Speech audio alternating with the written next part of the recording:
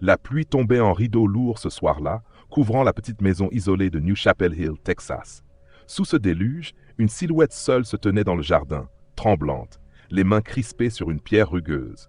Le vent faisait grincer les vieilles planches de la clôture, mais elle ne bougeait pas.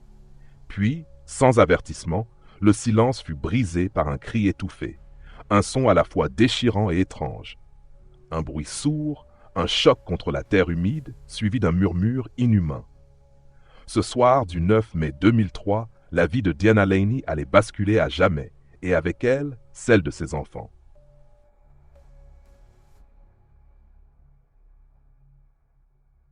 Diana avait grandi dans une petite ville texane, entourée d'une famille pieuse et stricte. Dès son enfance, elle montrait une sensibilité particulière, parfois un peu à part. Issue d'une famille conservatrice, elle avait appris à prier avec ferveur, à croire en des signes et des messages divins. C'était une femme dévouée à ses enfants, passionnée mais parfois anxieuse, toujours déterminée à faire le bien dans son foyer. Mariée jeune à Keith Laney, un homme d'affaires local, elle s'était rapidement retrouvée mère de 3 garçons, Joshua, Luke et le plus jeune, Aaron. Mais derrière cette façade de famille ordinaire, quelque chose commençait à changer. Diana, qui autrefois chantait avec ses enfants, se refermait petit à petit sur elle-même. Ses nuits devenaient agitées, ses prières plus intenses, souvent interrompues par des murmures étranges. Parfois, elle confiait à son mari entendre des voix, des ordres venus du ciel. Ses comportements devenaient imprévisibles. Des scènes où elle parlait seule ou priait en pleurant inquiétaient ceux qui l'entouraient.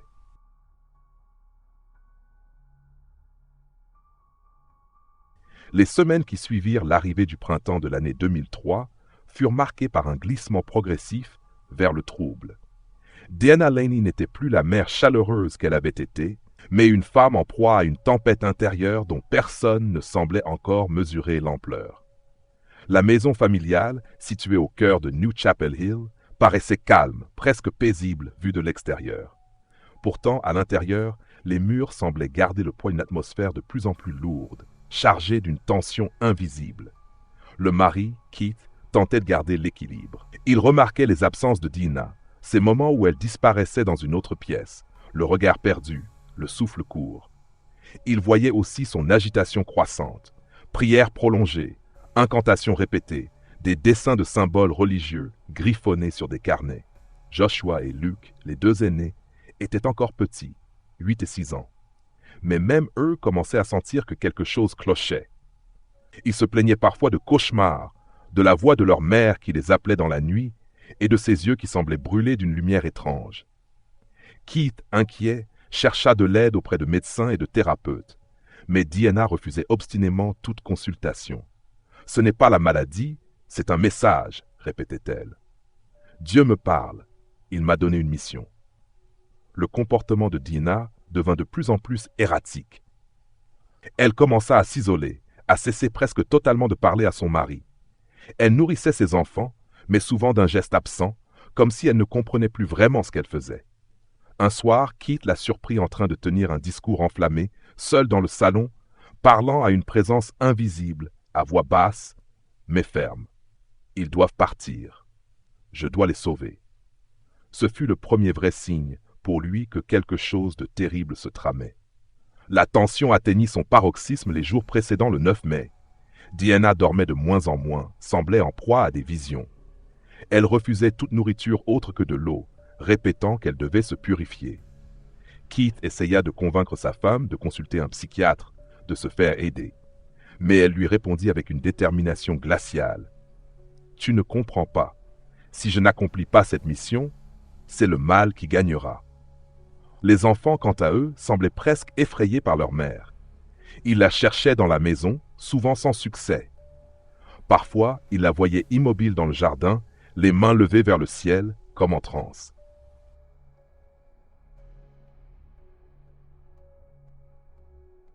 Le 9 mai 2003 commença comme une journée ordinaire à New Chapel Hill, Texas.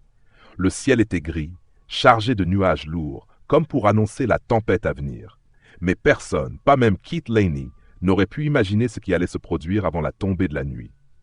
Ce jour-là, Diana se montra étrangement calme au petit matin. Elle prit soin de ses enfants, préparant le petit déjeuner avec une attention presque mécanique.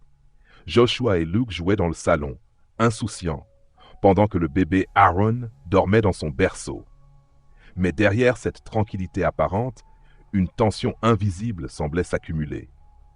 Deanna passait de longues minutes à prier dans la chambre, les yeux clos, murmurant des paroles incompréhensibles.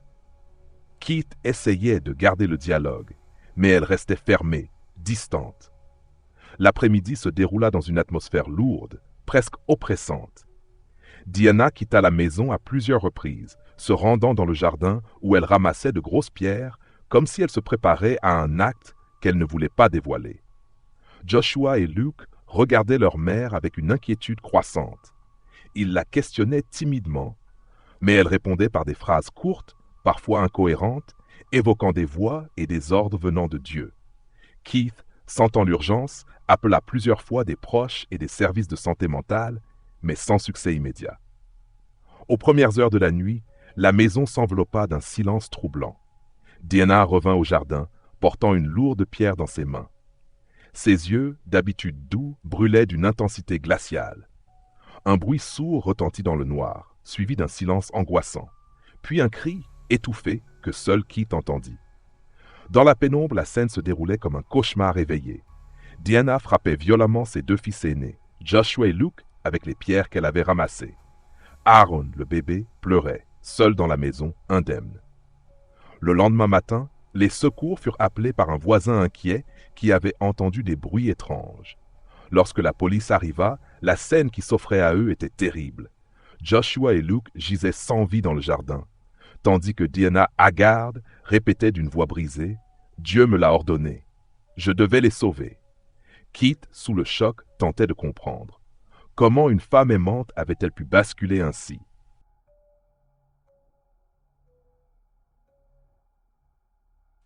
Le jour suivant le drame, New Chapel Hill était plongé dans un silence lourd de douleur. La nouvelle de la mort de Joshua et Luke Laney avait fait le tour de la communauté, laissant un goût amer d'incompréhension et de tristesse. Les policiers arrivèrent sur place peu après l'appel du voisin, un homme âgé qui avait été réveillé par des bruits sourds et des murmures étranges dans la nuit. Ce qu'ils trouvèrent les glaça. Joshua et Luke, étendus dans le jardin, présentaient des blessures violentes à la tête, causées par des coups répétés avec une pierre. Le bébé Aaron, malgré une blessure grave à la tête, était miraculeusement vivant, bien qu'en état critique. Deanna Laney, assise sur le porche, semblait perdue dans un monde qui lui était propre. Elle ne résistait pas, murmurant encore « Dieu m'a dit de le faire, pour les sauver ». Le mari, Keith, est effondré.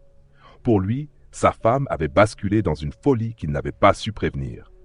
La famille et les voisins étaient sous le choc, incapables de comprendre ce qui avait pu pousser une mère à un acte aussi extrême. Les enfants de l'école, les amis de la famille, tout le quartier semblait figé, partagé entre la compassion, la peur et la colère. Des questions sans réponse planaient. La police ouvrit rapidement une enquête pour homicide, mais les éléments semblaient indiquer que Deanna souffrait de troubles mentaux graves. Les premiers diagnostics furent confiés à des psychiatres spécialisés qui commencèrent à évaluer son état. Au fil des examens, il apparut que Deanna souffrait de psychose marquée par des délires religieux intenses. Elle était convaincue que Dieu lui avait ordonné cet acte et que c'était une mission divine. Lors des interrogatoires, Deanna Laney déclara calmement, presque sereinement, que ses actions étaient nécessaires. Elle expliqua avoir entendu des voix lui ordonnant de purifier sa famille, de les sauver d'un mal invisible. Cette conviction absolue bouleversa les enquêteurs, confrontés à une réalité qu'ils peinaient à saisir. Une mère tueuse, mais pas par haine ou colère, plutôt par un délire profond et incompréhensible. Keith Laney, dévasté, tenta de comprendre et d'accepter ce qui arrivait. Il s'engagea à collaborer avec les autorités et les médecins pour que Deanna reçoive l'aide nécessaire, même si le poids du drame semblait insupportable. La communauté se rassembla pour soutenir Keith, mais aussi pour chercher des réponses, une explication à ce drame sans précédent dans ce coin tranquille du Texas.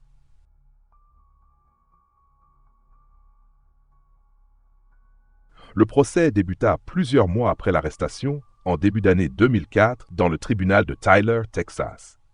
Deanna Laney, vêtue d'une robe simple, apparut calme, presque absente, face à la foule et aux caméras. Les procureurs présentèrent un dossier accablant. Les faits étaient clairs. Les meurtres avaient eu lieu. Mais la défense se concentra sur un point crucial, l'état mental de Deanna au moment des faits. Plusieurs experts furent appelés à la barre pour évaluer la santé mentale de Deanna Lane. Après plusieurs mois d'examen, ils conclurent qu'elle souffrait de psychose aiguë, liée à un trouble délirant religieux. Elle était incapable de discerner le bien du mal lors du drame, étant persuadée d'agir sous l'ordre direct de Dieu. Ces conclusions furent étayées par ses propres déclarations, ses comportements avant et après les faits et son historique médical. Les avocats de la défense plaidaient que Deanna Laney ne pouvait être tenue pénalement responsable de ses actes du fait de son état mental. Ils soulignèrent sa détresse psychologique, ses visions, ses voix et la perte totale de contact avec la réalité. Après plusieurs semaines d'audience, le jury délibéra. En avril 2004, le verdict tomba. Deanna Laney fut déclarée non coupable pour cause de démence. Cette décision choqua une partie du public, mais confirma la nécessité de prendre en compte la santé mentale dans le système judiciaire. Plutôt que d'être envoyée en prison, Deanna fut internée dans un établissement psychiatrique d'État où elle devait recevoir un traitement intensif. Cette décision visait à protéger la société, mais aussi à tenter de soigner une femme brisée par ses propres démons. Keith Laney, bien que soulagé de ne pas voir sa femme en prison, devait désormais faire face à une autre réalité, la gestion d'une famille éclatée, le deuil de ses fils et l'accompagnement d'une épouse malade. La communauté continua à débattre sur cette affaire, oscillant entre empathie et incompréhension.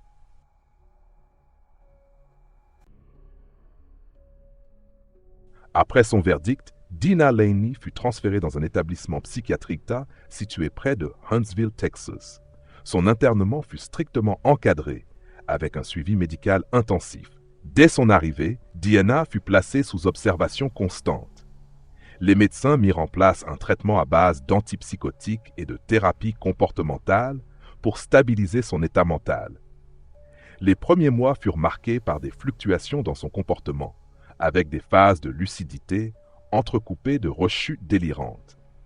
Cependant, grâce à un protocole rigoureux, son état général montra des signes d'amélioration progressive. Au fil du temps, Deanna suivit un programme de réhabilitation psychiatrique comprenant des séances régulières de thérapie de groupe centrées sur la gestion des troubles psychotiques, un accompagnement médical pour réduire les effets secondaires des traitements, des activités éducatives et occupationnelles destinées à améliorer son autonomie et sa stabilité. Des évaluations psychiatriques périodiques furent réalisées pour déterminer son évolution et son éventuelle capacité à sortir de l'internement. Ces examens visaient à vérifier si elle présentait toujours un danger pour elle-même ou autrui. La question de la remise en liberté. Les débats concernant une possible remise en liberté conditionnelle de Deanna furent réguliers, mais, au vu de la gravité des faits et des risques associés, les autorités judiciaires et médicales décidèrent de maintenir son internement pour une période indéterminée. Le tribunal maintint une surveillance judiciaire stricte avec des rapports réguliers demandés aux médecins. Toute tentative de libération nécessitait une expertise approfondie et une décision de justice. Au dernier point connu, Deanna Laney restait internée en établissement psychiatrique sous surveillance médicale et judiciaire. Son cas reste un exemple important du traitement judiciaire des crimes liés à des troubles mentaux graves.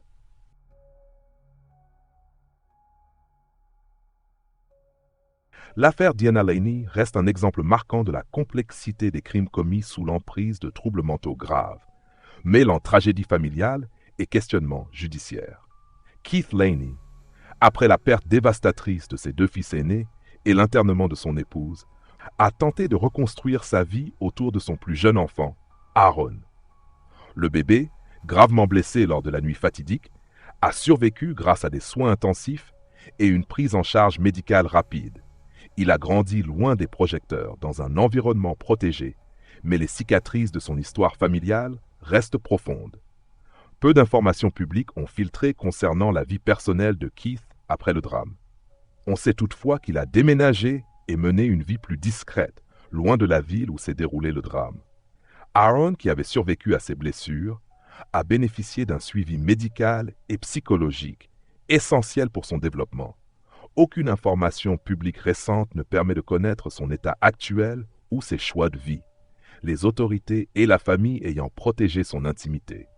L'histoire de Deanna Laney soulève des questions profondes sur la frontière entre la maladie mentale et la responsabilité pénale, sur la fragilité des liens familiaux face à la psychose et sur les mécanismes de protection dont une personne et sa famille peuvent bénéficier.